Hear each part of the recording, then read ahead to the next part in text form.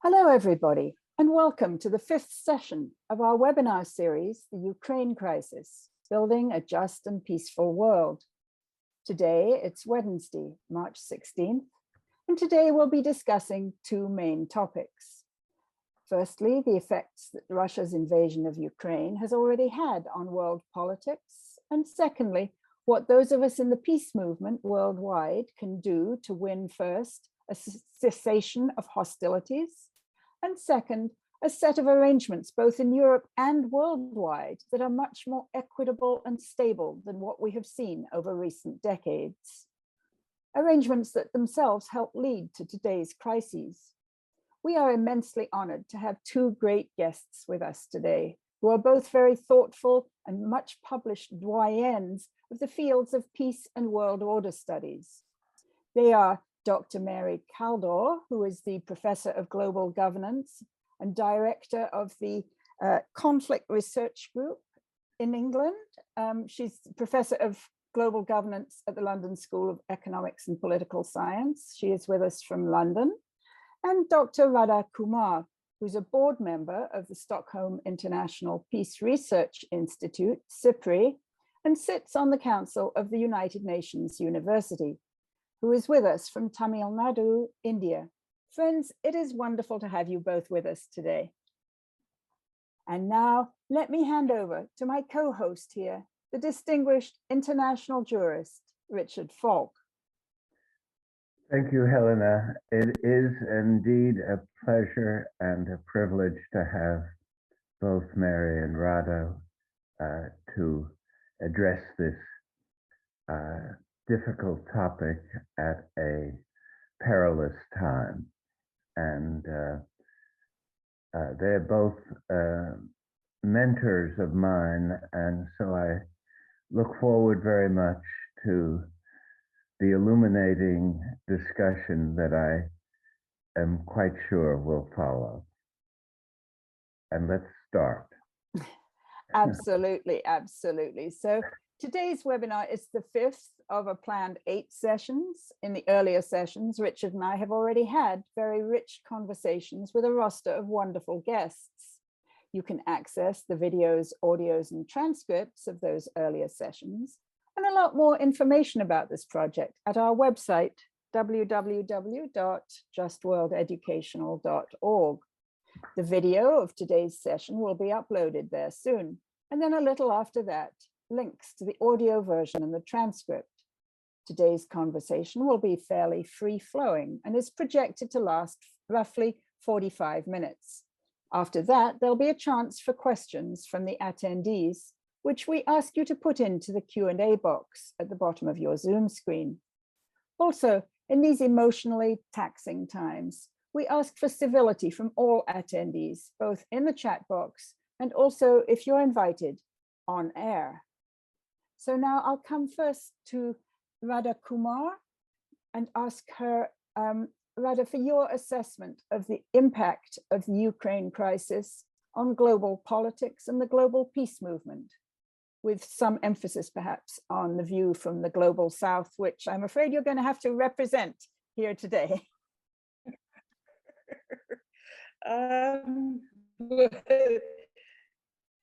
Those huge questions. Let me begin by saying that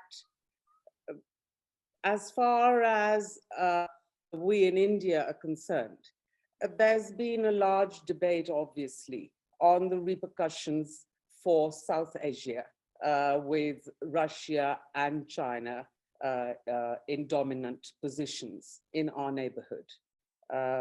It's very clear that people in our country and perhaps in several others in Asia and perhaps Africa as well have felt extremely torn over what is happening. Here, because India specifically used to have a very close relationship both to the former Soviet Union and then high military dependence on Russia.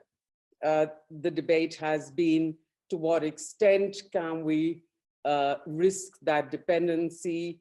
How do we get out of it? On the one side. On the other side, there were 20,000 Indian students in Ukraine. They faced the war in the same way that the Ukrainians did. They too were sheltering with Ukrainians. They were living, in metros. And for them, it was a very simple question of Russia invading a weak and beleaguered country. So you had the moral issue very much to the fore, which I'm sad to say doesn't happen very often in India. And indeed, it doesn't happen very often in other Asian countries. You had that on one side, and on the other side, you had this fairly narrow idea of, national interest and real politics.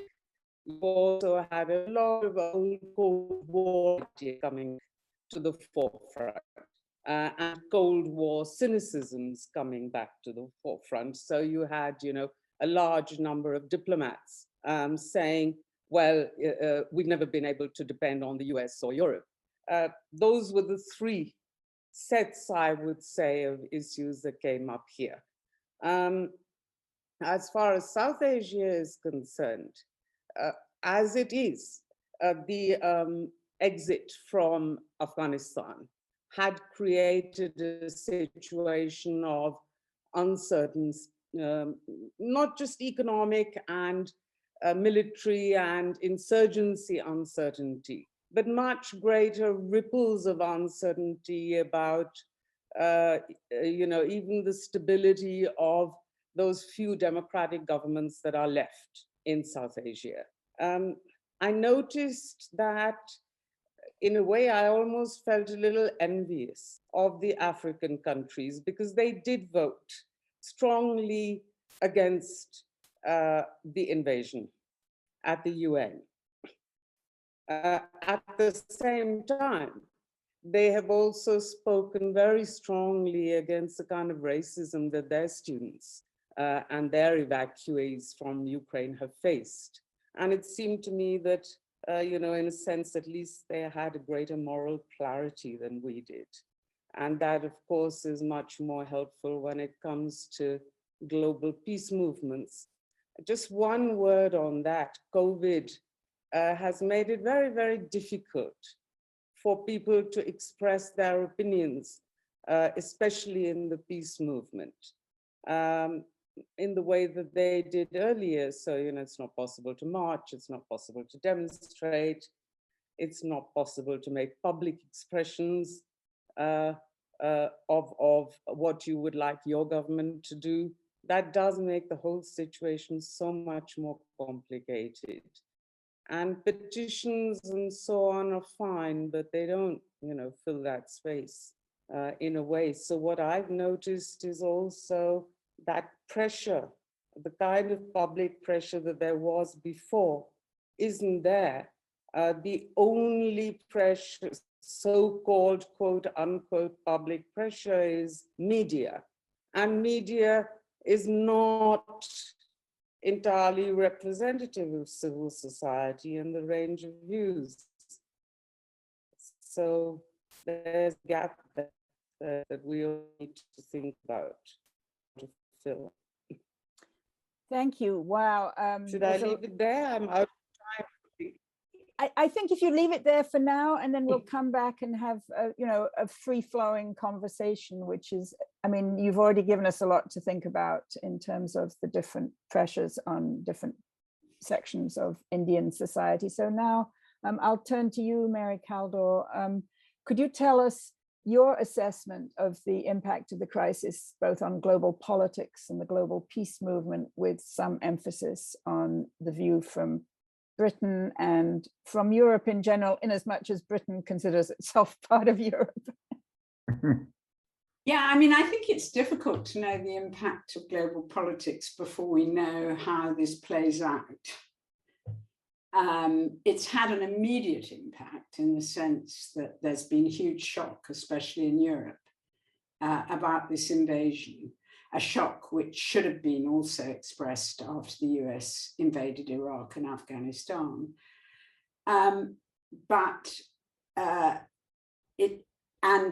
We heard the German Chancellor, I should have looked it up before, he used a phrase, this is 2022 will be remembered as an era-changing moment, and he had a special German phrase for that era-changing moment.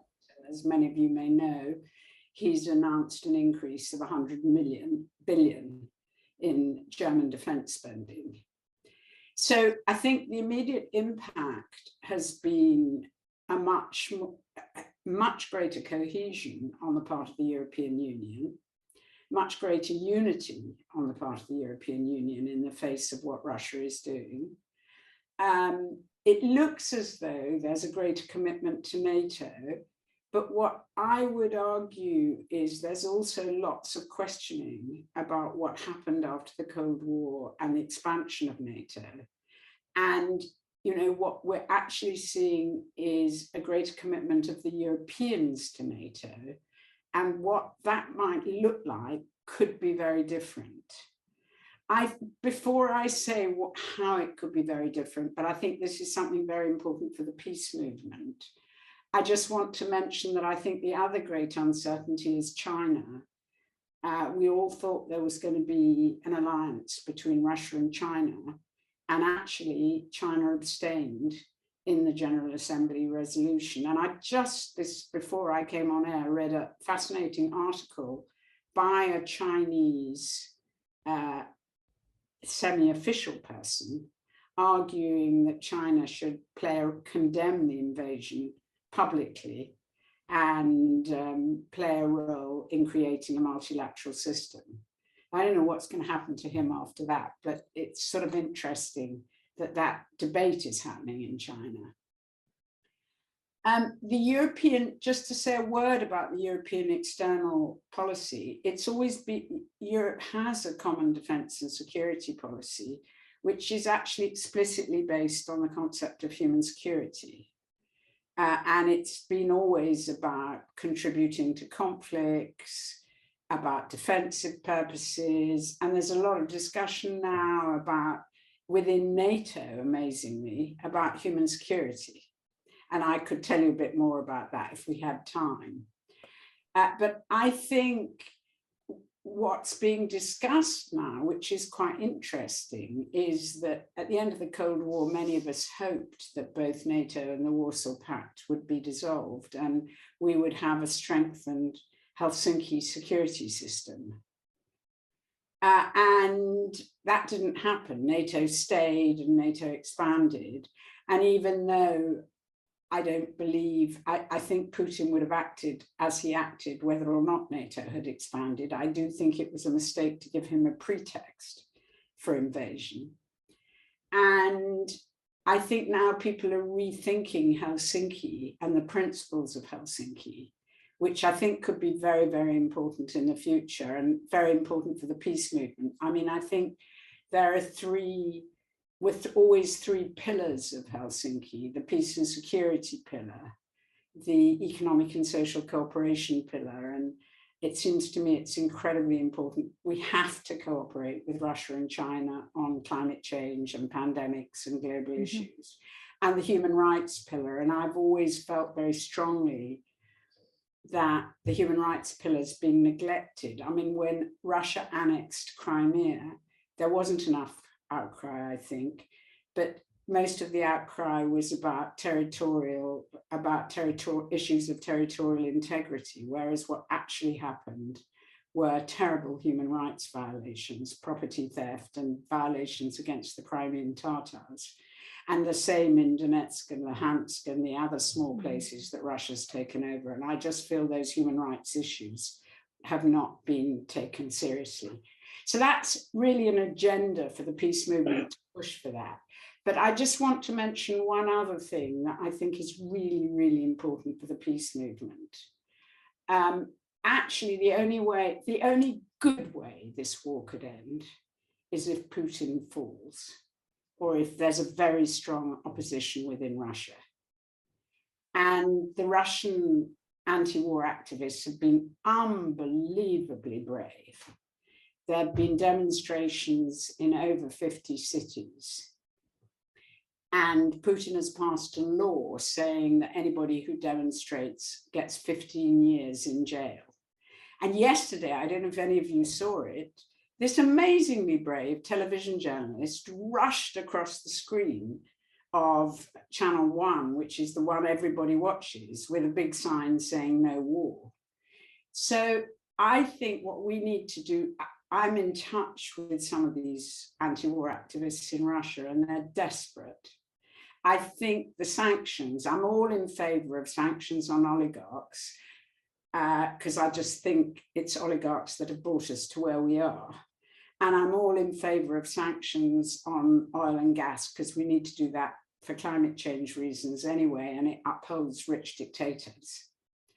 But I think many of the other sanctions on MasterCard, Visa cards, sports and culture is just going to hurt ordinary people, as it's done in Venezuela, Iran, North Korea.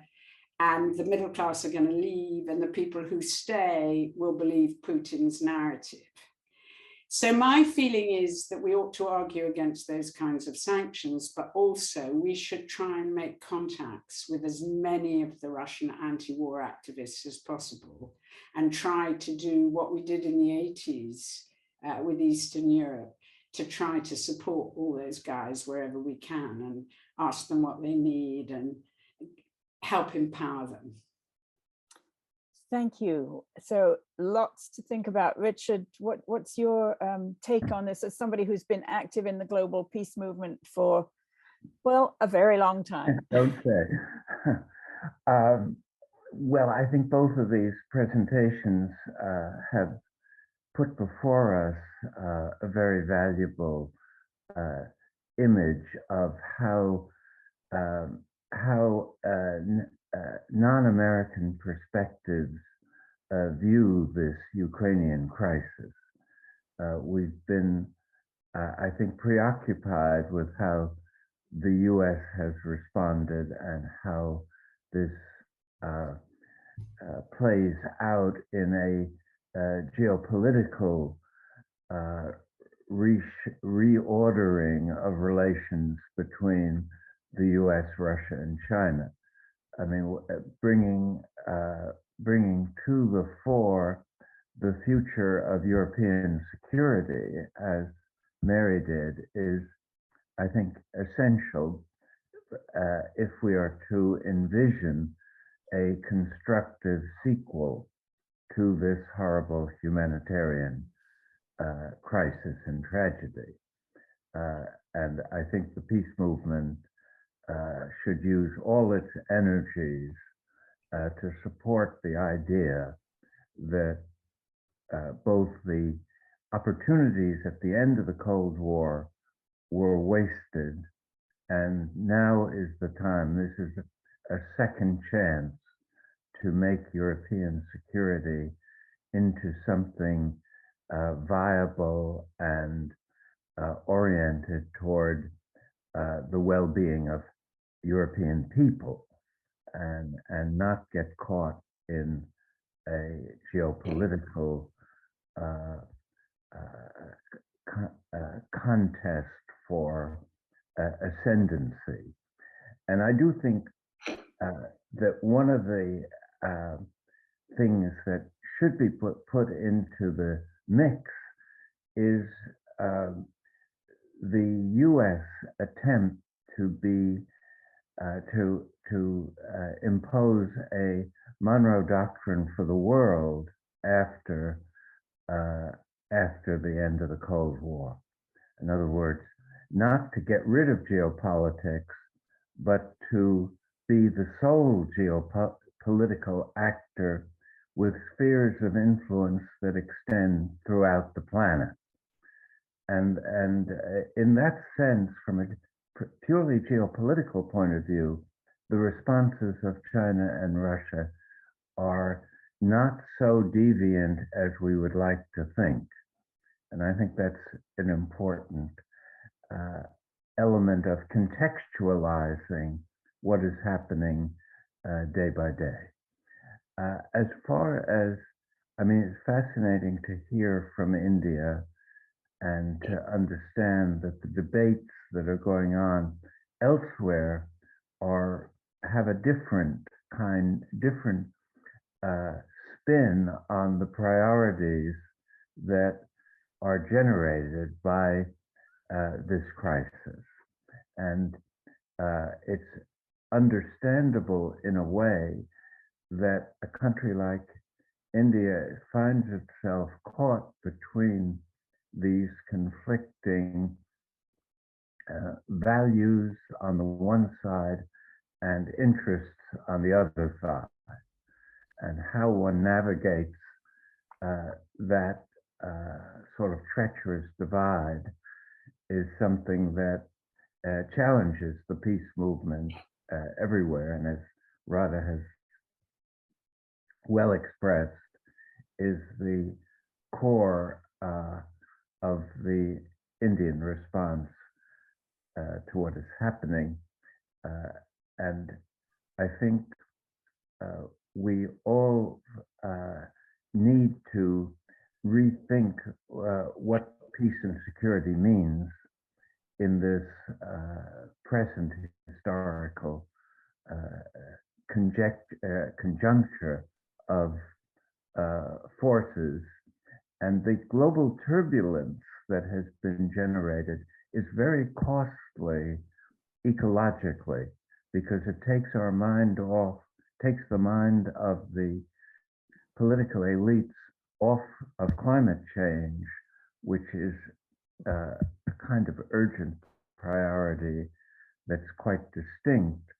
And it also undermines the attempt to achieve a more equitable way of constituting the world economy. So there are important side effects of what is happening in Ukraine and why it is dominating the dominating political consciousness at this point.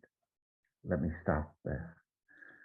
Yeah, I was interested to hear Mary talk about the need to overthrow essentially Putin for this thing to be resolved, but I'll come back to that in a moment. I want to come to you, Radha, first and ask, do you think the governments of the Global South have a special role to play in urging negotiations and not war right now? Just before answering that, I wanted to make two comments. One is that from where we sit, actually China is a greater threat than Russia. China's on our borders, Russia isn't. And I wrote an article on criticizing our government's policy on Ukraine. And most of the responses I got just asked this one question. So where were the US, Europe, other countries when China has actually captured parts of territory that were not in their jurisdiction? They were part of a gray zone between China and India. And we were supposed to respect that, and we had on both sides until 1962, and then so on and so on and so on.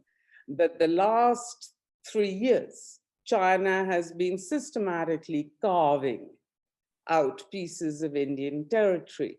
Now, my argument to that was, well, our government did not kick up enough of a fuss, nor did our civil society. We did not connect to other people asking for support, and so perhaps we should not complain.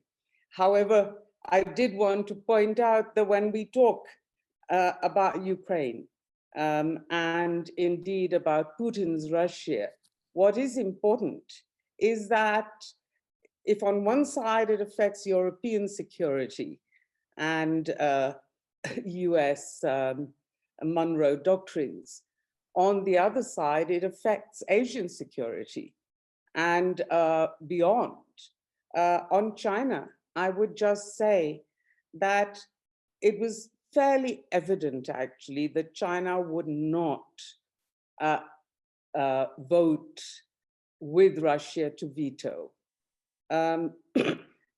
China, there is no advantage to China in being put in the bad people basket. They have a lot of investment at stake, not only in Russia, which they do hugely, but also in Europe. And they have a whole economic diplomacy that is ongoing that they are quite careful to try to shore up. Even Taiwan won't be allowed to break that aspect of their diplomacy. On this countries having a role to play, I know that the Indian government sometimes tries to pitch its abstention as leaving options open to be able to play a role in at least calling for the cessation of hostilities. But whether that is accompanied by also saying withdrawal of forces is not clear. If you take the African Union, they have their hands full with so many ongoing conflicts in Africa. In Asia, we have not managed yet to even progress on initial attempts to talk common security, at least amongst some of the countries, the East Asian Summit and so on. So there's a problem there. Apart from questions where perhaps we could all agree, like climate change, we also have a huge set of challenges to deal with in terms of autocratization or the growth of populist currents that have weakened and undermined our democracies, the removal of human rights. Really, in India, there are very few human rights left to talk of. And this isn't just in our country, this is happening all over, not only Asia, Europe, etc. So we have, I would say, even for the global peace movement, these are all conversations where we need to work together. I mean, Mary, when you were speaking, I was just remembering the Helsinki Citizens Assembly 30 years ago.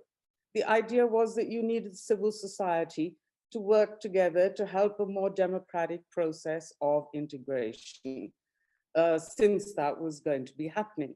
Now, here we are, and we have not been able to talk in the same way about how we all do need in our own little different civil society groups across the world to perhaps touch base to say, how do we deal with these autocratic trends?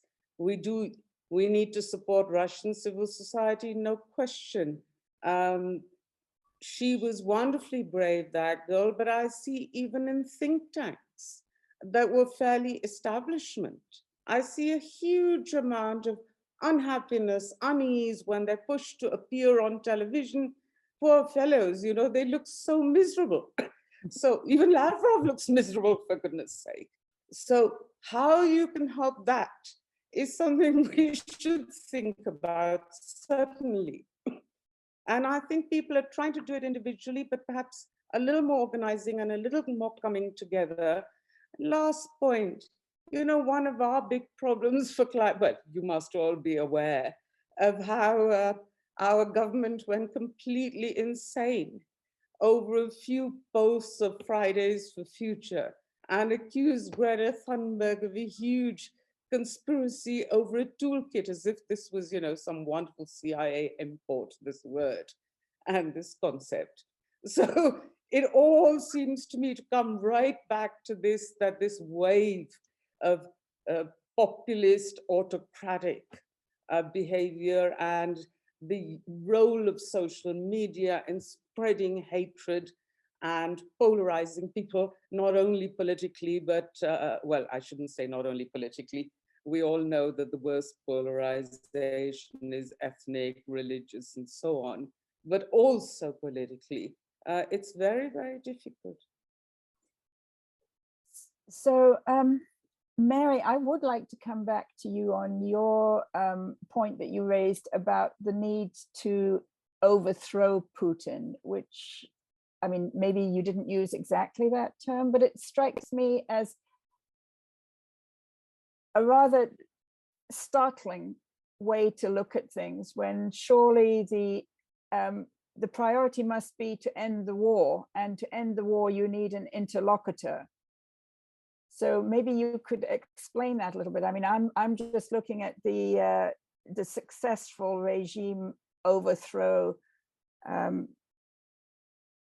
a project that the West had in Libya, where they, used the no-fly zone and exceeded the no-fly zone and killed Gaddafi in the most brutal way.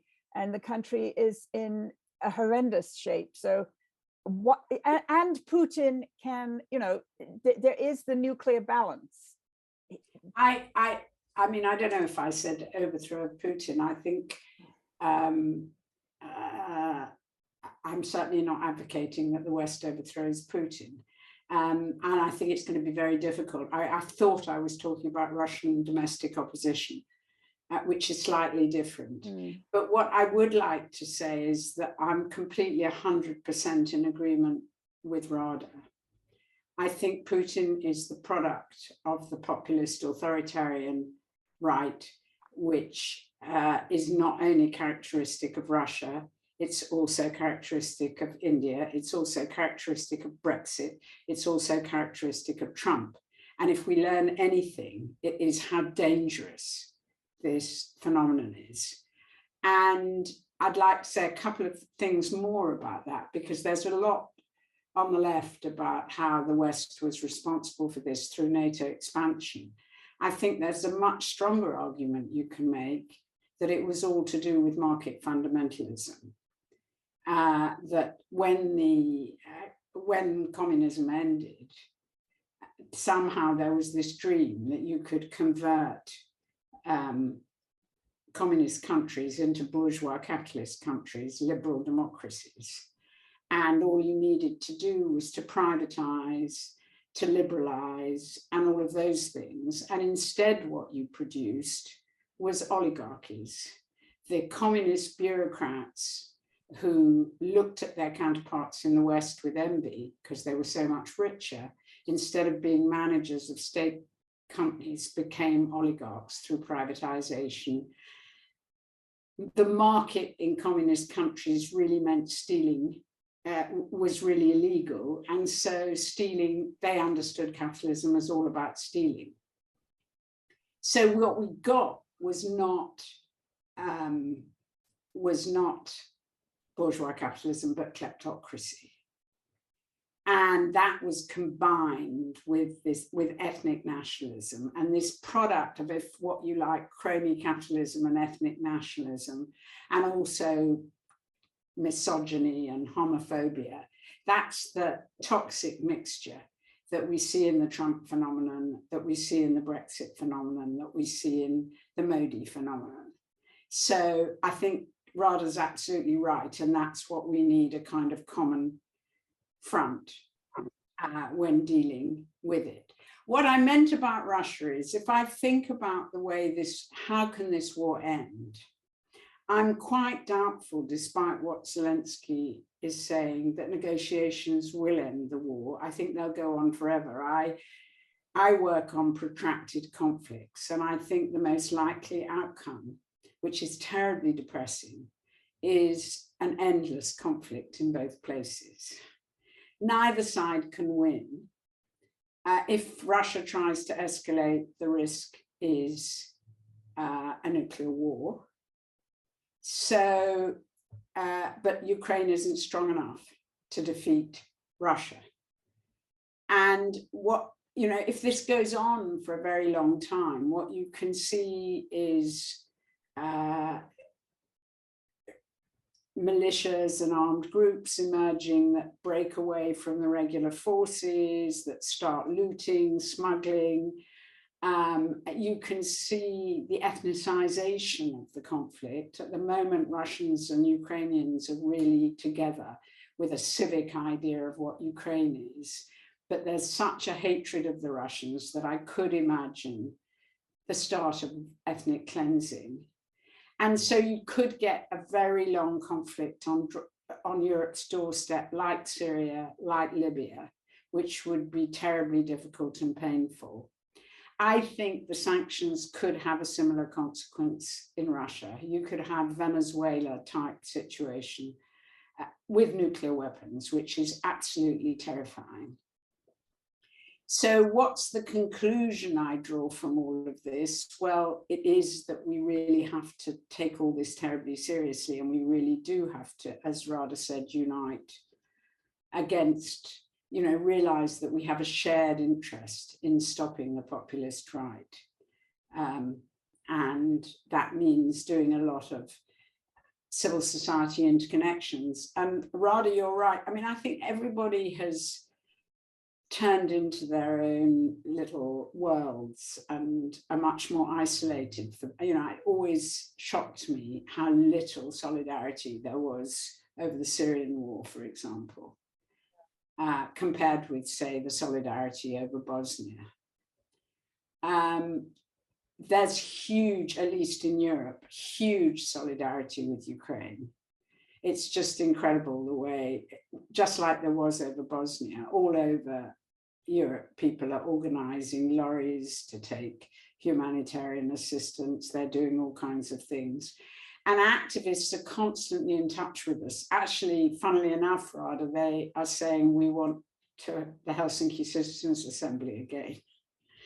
And we want to do it. And we are actually planning, and it's quite soon, and I'll let you all know the date, a Zoom assembly with Russians and Ukrainians and activists, and as many activists from Western Europe as we can muster. And so all of that is beginning to happen. Richard, sorry. Another thing on just quickly, that is one thing that I've noticed, and I don't have yet an explanation, but I've noticed that the upsurge of simple human concern for Ukrainians is universal. I've never, normally our half-baked media considers itself very sophisticated and realpolitik. And across, even by the way, the populist right television channels, human rights and Ukraine have become synonymous. And, at that level, I think that is a positive, a very positive thing to look at. I just wish we could broaden it a bit. 2 hours ago, I saw somebody on television saying that we are not even talking about the fact that the Yemen war is going on. There are still starvation deaths. Absolutely. Those are things that we really, and I still take it to heart that we should have been talking much more about China too, but and Afghanistan and Russia, China are doing in Afghanistan and Pakistan, and well. Absolutely. And I mean, one of the fascinating side effects is that the European Union, who only a few months ago were playing into Putin's games by refusing refugees on the Polish border that Belarus had deliberately, it would have been so easy to accept them. And then Belarus and Russia would have looked stupid. That was only happening a few months ago. And now they're welcoming all these Ukrainian refugees, although I agree, the Poles, there's been some awful racism against Indians and African students. So that's been horrible. But I think that is going to shift. It's going to be really difficult for them to, we love the Ukrainians, but we don't from other conflicts. So I do think That's always very easy to argue. These are my people. Those are yours. I just remembered one other thing I wanted to say to Richard. I don't know about the US, but actually, you know, another positive thing about this is actually on climate change, because, you know, the UK and Germany have announced they're going to reduce dependence on Russian oil and gas. We've cancelled Nord Stream, and a new big investment program in renewables that never would have happened without this war. Let me just respond to that. I mean, in yesterday's Wall Street Journal had as its lead editorial that it was now time to let the US drill in federal lands for oil and gas and resume coal mining. In other words, it's just the opposite reaction to gain energy independence and to free the US and indirectly Europe from depending on Russian exports of oil and gas, and doing this by sidelining completely climate change, which was already sidelined somewhat by the COVID pandemic. Glasgow, the UN effort at Glasgow was very disappointing, and the people in the street, again, civil society, carried the torch for real adaptation to the challenge of global warming. Governments failed miserably. Another point I would make in response to the present crisis is that it is important to give some attention to what prudent geopolitics means in a world where you have this confrontation between the West and Russia, both of which have nuclear weapons, both of which are tempted in various ways and have been in the past to use those weapons as a dimension of their diplomacy. That is the way bigger wars get started, historic experience with World War I and so on. So I think the priorities of the peace movement, as well as the struggle against populist autocratic tendencies, should also be focused on what it means to have prudent geopolitics, which I would say involves denuclearization to the extent that it can be managed. And it may be Mary was one of the leaders of détente from below during the Cold War. And I think maybe it's important to think about civil society as projecting an image not only of what it's against, but what it's for, and going beyond human rights to embrace what I'm calling geopolitical prudence or prudent geopolitics, or the de-escalation of geopolitical confrontation.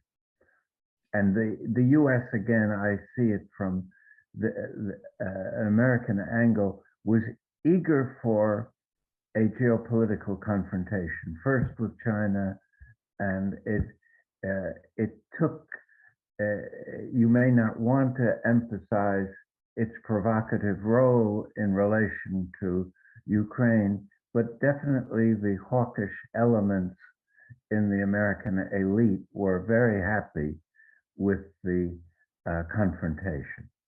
And it's meant surges in military spending and lots of unfortunate effects.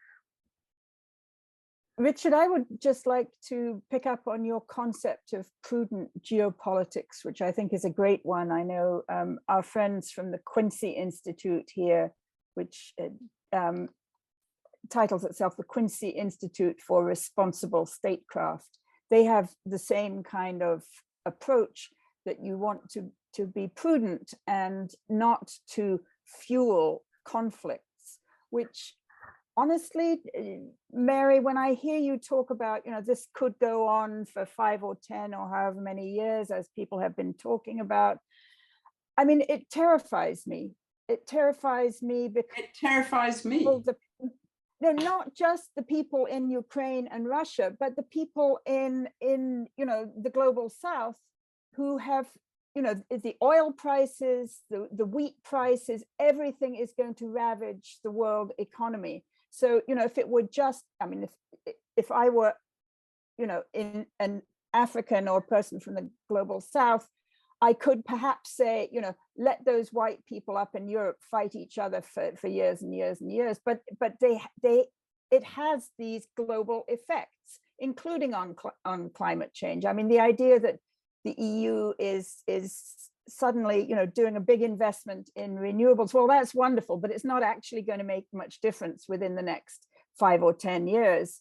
Whereas the war itself, preparations for war, fighting of war, all of these things have unbelievable effects on the climate. I mean, the Pentagon is itself about the fifth, if you put it in the rank of the nations and their global emissions, the Pentagon is about number 3 or 4. So, I mean, I know that, and there are other militaries involved right now. So I don't think that people in the global peace movement can easily accept the idea that this is going to be a protracted conflict. Well, of course they can't. I'm just telling you what I think is the most likely outcome. And we had it in Syria, we had it in Libya. Where was the global peace movement then? And Syria has had horrible effects on the climate. The kinds of brutalities, the use of chemical weapons, the bombing of schools and hospitals, all of these things have been happening in Syria. And where has the global peace movement been? So, yes, I agree with you. It's a horrible outcome. But the question is, how do we avoid it? And I realize I didn't finish your last question, which is the best option would be that the Russians change their policy as a result of the combination of Ukrainian resistance and Russian opposition. And that's why supporting Russian opposition, that's the most hopeful way out of the conflict. I don't see any other. I'm skeptical about whether it can be ended through negotiations. If it can, that would be great. Escalation is horrible, and I think much more likely is this ongoing long war, which is what we've seen in Afghanistan, we've seen it in Syria, we've seen it in Libya, we're seeing it in Yemen, and it's a disaster for the world. And all of these ongoing conflicts are disasters for the world. So maybe we can start thinking about what on earth we do about them. Radha, do you see some impetus for peacemaking coming from I mean, the remnants of the non-aligned movement, for example, or India's diplomacy? Is India in a position to actually, because of the relationship with President Putin and the Russian government, is India in a position perhaps to persuade parties to come to a negotiation? I mean, I would say we perhaps need to begin it's more further back than that, in the sense that as I read Mr. Putin, he is not really interested in third party, or for that matter, in negotiation. So maybe all these people, the ones who voted against the UN resolution, the 35 countries of us who abstained, one thing that they could all do in concert would be to keep saying to him that this is, you know, we already know that he's reached a point of no return, but at least start trying to say, is there this way or that way that could be a little face saving for you? I mean, after all, Zelensky has already said that they're not going to apply for NATO membership right now. What if these, sorry, my pronunciation is going to be atrocious, but Luhansk and Donetsk, maybe suggest that perhaps there could be a UN mediated peace process. If these things could be, this is something I tried to suggest a month ago. I mean, I have to say, I don't have much hope that these will have any weight with him, but it's worth a try. I mean, you know, what do you lose if 40 countries say this to him, who he regards as at least neutral? Well, let them say it. What I would warn against is, you know, there has been a huge jockeying for even peace negotiations, not just for Ukraine. It's also part of global geopolitics, I'm sad to say. Countries positioning themselves and thinking this raises their power factor. And we've seen that. So and we saw what a disaster that was for Afghanistan. So we do not want to encourage that kind of undercutting competition for, oh, I'm the guy who can knock the heads together, in Richard Holbrooke's famous self-description. That is not a situation that should be encouraged or should be wanted at all. So if there are going to be channels that Putin might accept for negotiation, then everybody has to come together and back that channel. Not that, you know, today it's Turkey and tomorrow it's, I don't know, Belarus and China and India, because each one of these countries is only using that to strengthen their own standing in this wonderful world of international relations. Apart from that, I do feel it's worth, say, the peace movement, perhaps, challenging these countries and saying, well, since you are saying that you want to position yourself to be, you know, helpful as an interlocutor, at least agree on some basics and say the same thing together to Mr. Putin. You know, it's already so one-sided, isn't it? We have to figure some way to get Putin. So we're not so worried about Zelensky. What effect has this crisis had on the global peace movement? I mean, here in the United States, I have seen just this like tsunami of bellophilia, of, you know, all kinds of, like, we want to return to the time when we were the cold warriors and we were the good. And in the famous phrase of Ian Baruma talking about growing up in Amsterdam under Nazi occupation, he said, they were bad, therefore we were good. You know, that you need this external baddie in order to validate your own moral position. What can we do to combat that in our societies? Mary, any ideas? I think it's really interesting listening to you and Richard, because it makes me realize how incredibly different the American context is from the European context, which didn't used to be true. So that's one reflection. Then on the question of the peace movement, what we've seen here is there's been this huge outpouring of sympathy for Ukraine, and there's been lots of Ukraine solidarity protests and marches and so on. But there has been a bit of a division within the peace movement. there in this country, in the UK, there's an organization called Stop the War that sometimes is accused of being too campist.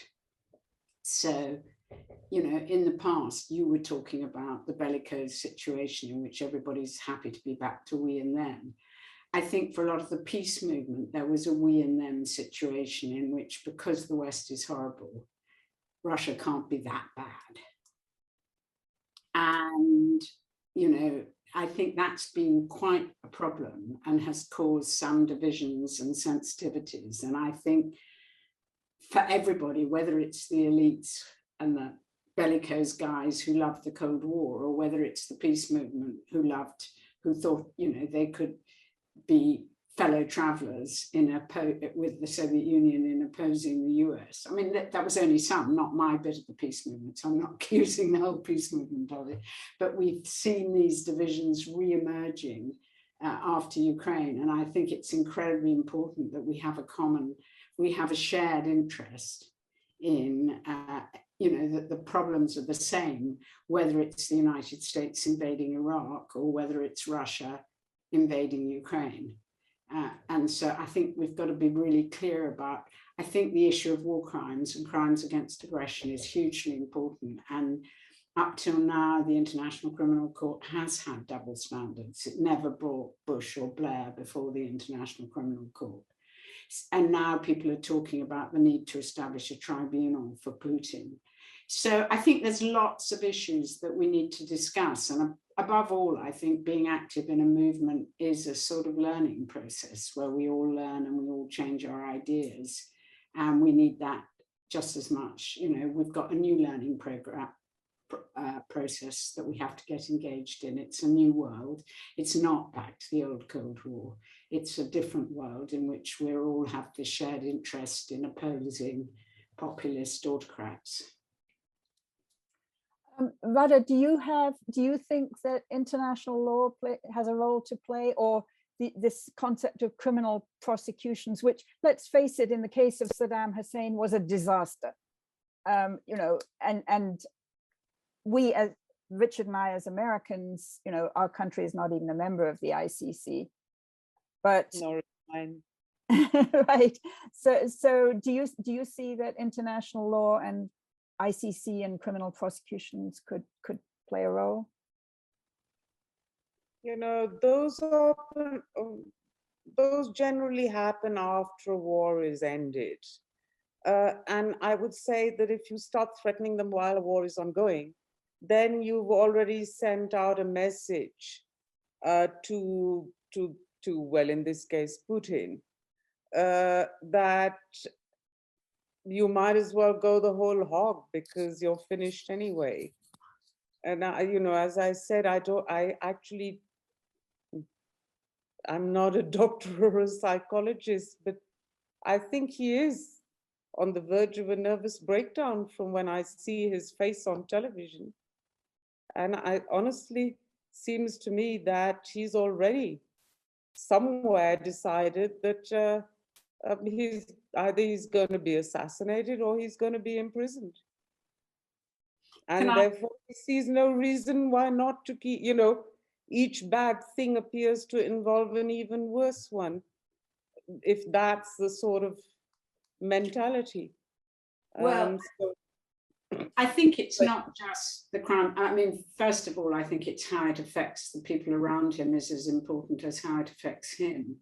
But also, I just think I think it's really important that the bombing of hospitals and schools is a horrible crime. And I think it's really important documenting crimes. And I feel that's one way the UN should start getting involved. I mean, in the Balkan Wars, the UN Expert Commission, which led to the setting up of the tribunal, was really important. And I think it would be a very good idea for the UN to do something similar to Ukraine. And I think people in Ukraine are already documenting these crimes. Richard, do you have something to say about international law? Well, I suppose, but I mean, one thing that we should keep in mind is that the UN itself was designed to give the most dangerous countries in the world a veto power, which in effect meant they didn't have to respect international law unless they wanted to. They, whenever there was a collision with strategic interests, they operated either outside of the UN or cast a veto. And that was part of the post-World War II plan. And we should not forget that.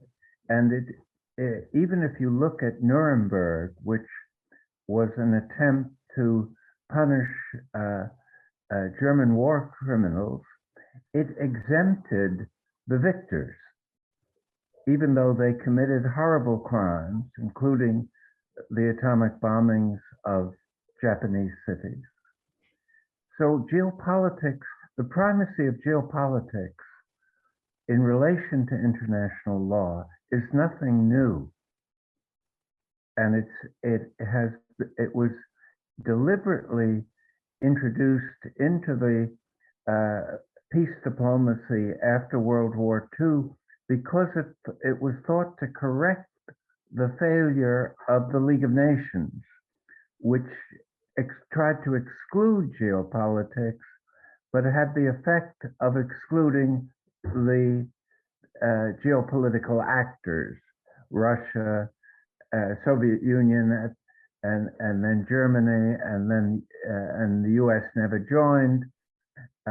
So this was an attempt to create an inclusive geopolitical, inclusive body that had kept the participation of the geopolitical actors, but at the sacrifice of international law.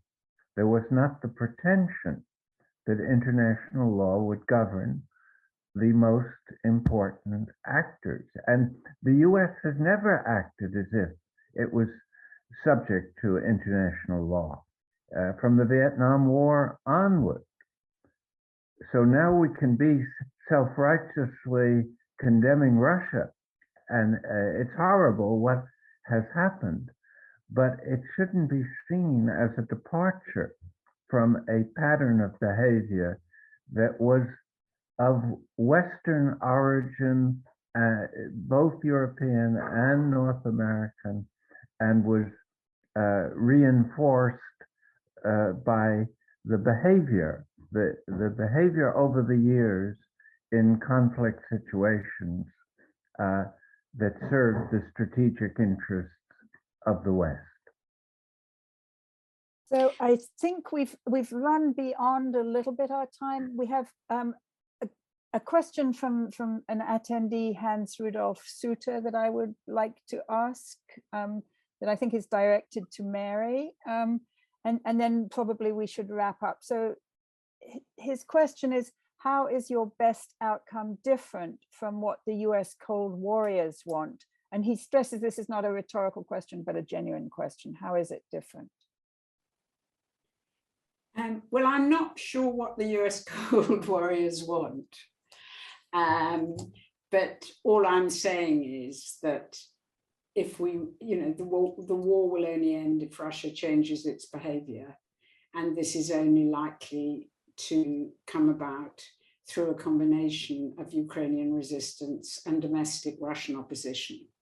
And Putin has in the past been responsive to domestic Russian opposition. And I mean, maybe that's what Cold Warriors would want too, because it's whatever happens to Russia, there's going to be some kind of humiliation.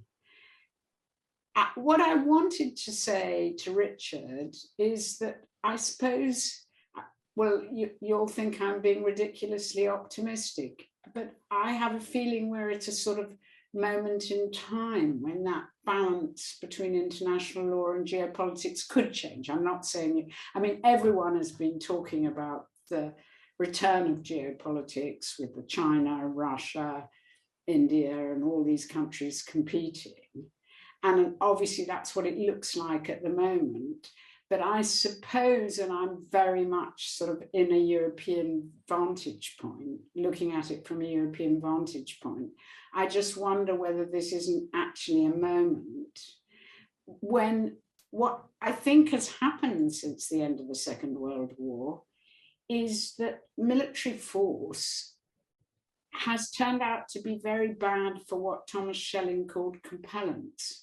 It's really hard to use military force to make other people do what you want them to do.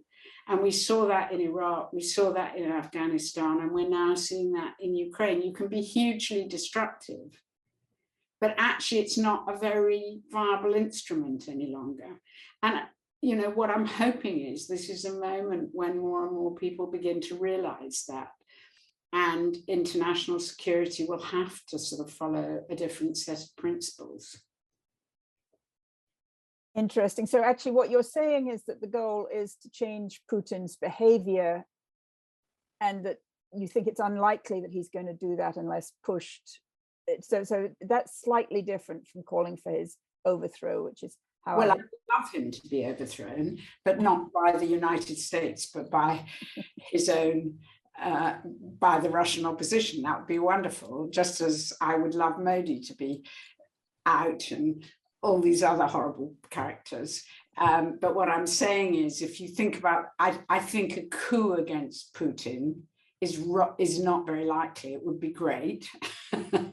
Well, it wouldn't be great because the oligarchs would still be in power. But I think a more likely is that there's such a strong Russian opposition that if he is not completely as mad as Radha thinks he is, which I suspect she's right, and he probably is that mad, he would, in the past, he has been responsive to the sense that this is something that's hugely unpopular domestically. And of course, you're already seeing, particularly, you know, you've had literally tens of thousands of deaths of Russian soldiers.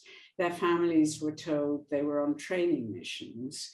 I mean, you saw what happened after the war in Afghanistan. I mean, people often never realized quite how important the war in Afghanistan was to the emergence of Gorbachev and the changes that happened in the Soviet Union.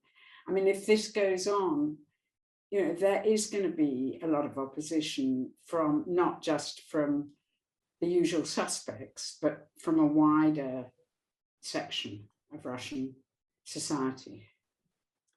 So I think we're going to wind up now. Radha, do you have a couple of points you'd like to make before we leave? I did want to try to end on a positive note. And it seems to me that if, you know, leaving aside broader questions, perhaps for the moment, we really ought to be thinking about how we can get more and more of our government or our leaders to at least try to pick up the phone to Mr. Putin and say that, look, there are face-saving ways out. So you add to the pressure in whichever way you possibly can.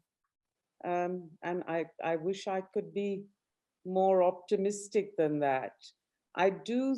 What I would love to see later is more conversation on actually what the anticipated changes are in international peace and security as a result not only of the Ukraine war, but perhaps the Ukraine war might help bring those to the fore, and in which case, what is it that all of us can do to try to shape that?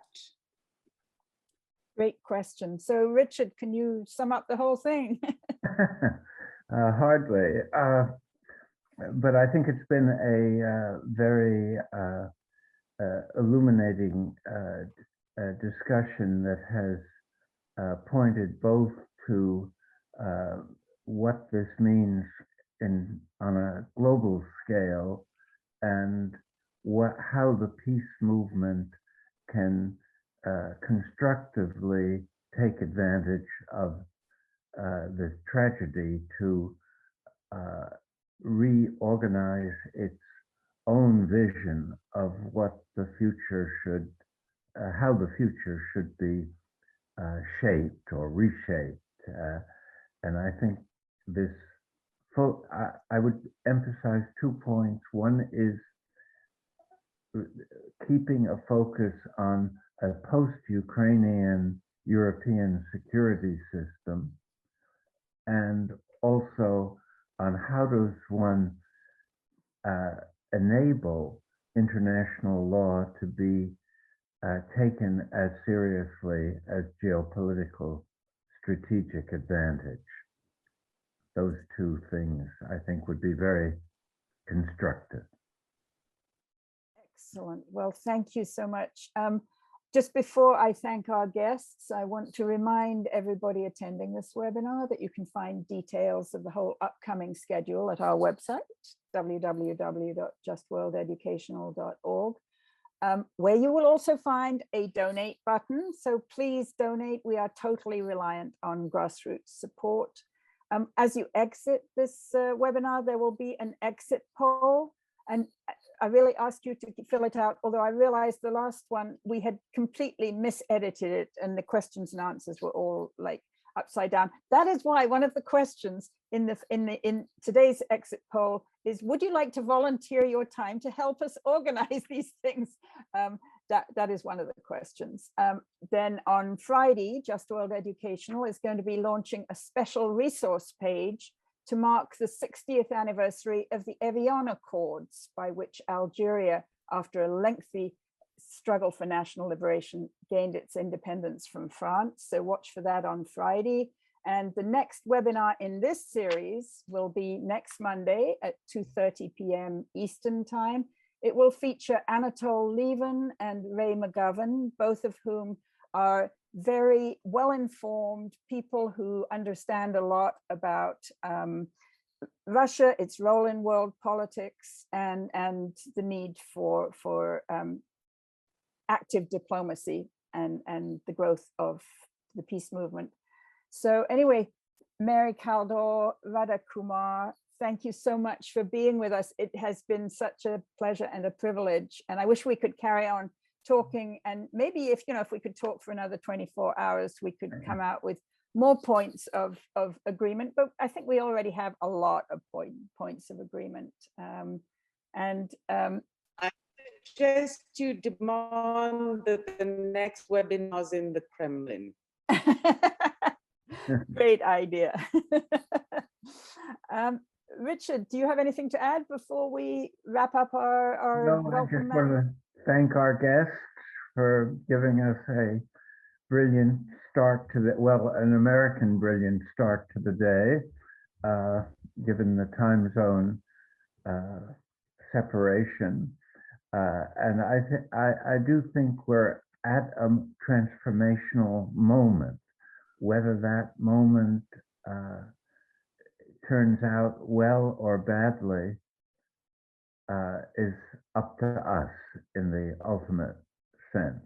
It's a moment where people have the leverage to make changes, and whether they can be mobilized to do so is a unanswerable question at the moment, but we must try. Thank you, everybody, then, and hope to see you at some of our future webinars. You'd be very welcome.